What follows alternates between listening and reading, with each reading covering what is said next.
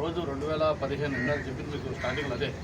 ఎందుకు అసలు film club పెట్టాలంటే ఈరోజు ఫిల్మ్ యాక్టివిటీకి సంబంధించి ఒక కేర్ ఆఫ్ సెంటర్, ప్రొడ్యూసర్స్, ఆర్టిస్టులు, టెక్నీషియన్స్ మొత్తం అందరూ కూడా ఉండేదానికి ఒక కేర్ ఆఫ్ అడ్రస్ ఉంటుంది. దానికి మేము అనుకుంది ఆ రోజు అనుకుంది ఏంటంటే ఒక కేవలం క్లబ్ అంటే ఏదో కార్డ్స్, స్పోర్ట్స్ ఇవే కాదు, టెక్నీషియన్స్కి ట్రైనింగ్ ఇచ్చేవిధంగా ఒక డైరెక్షన్ డిపార్ట్మెంట్లో లేకపోతే మిగతా అదర్ గ్రాఫిక్స్ ఏదైతే లేటెస్ట్ ట్రెండ్ ఉందో అవన్నిటిలో వైజాగ్లో ఈరోజు కళాకారులకు పదవలేదు, ఆర్టిస్టులకు పదవలేదు. అటువంటి అన్నీ కూడా చేయాలంటే ఒక యాంకర్ ఉండే ప్లేస్ ఉండాలి.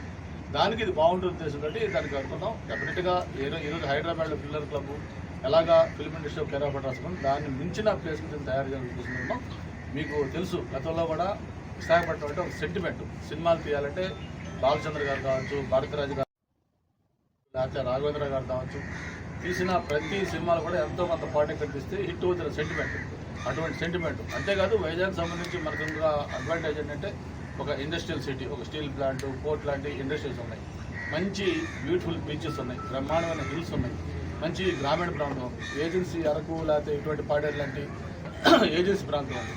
నీకు అన్నిటికీ సంబంధించి పీపుల్ సపోర్ట్, ఏదైనా షూటింగ్లు గీటింగ్లు జరుగుతుంటే ఒక ఇమేజ్ ఉన్న ఆర్టిస్టులు, వాళ్ళు హీరోయిన్స్ కావచ్చు, హీరోలు కావచ్చు, నా క్యారెక్టర్ ఆర్టిస్టులు కావచ్చు, అటువంటి వాళ్ళు వస్తే వాళ్ళకి సపోర్ట్ చేసి వాళ్ళు ఎంకరేజ్ చేసేలాంటి ఒక పాజిటివ్ మూడ్ ఉన్న పబ్లిక్ ఉన్నారు.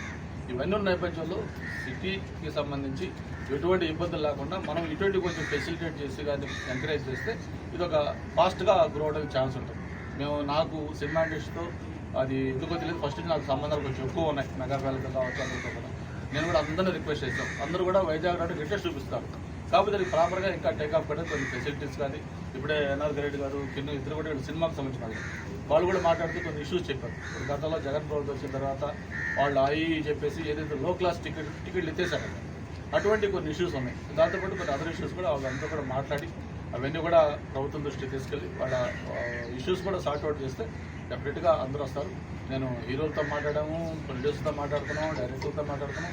అందరూ కూడా వైజాగ్ అంటే పాజిటివ్ ఉన్నారు. డెఫినెట్గా మంచి ప్లేసా, మాకు ఇంట్రెస్ట్ అవుతుంది.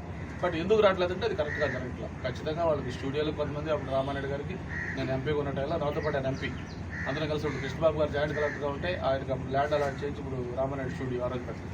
ఇట్లాగా మొత్తం చాలామంది ఇంట్రెస్ట్ చూపిస్తారు. రేపు భవిష్యత్తులో అల్లు అరవింద్ గారు స్టూడియో పెడతా ఉన్నారు, చిరంజీవి గారు ఏదైనా మంచి ల్యాండ్ ఉంటే ఆయన పెట్టాలని స్టూడియో ఐడియా ఉంది.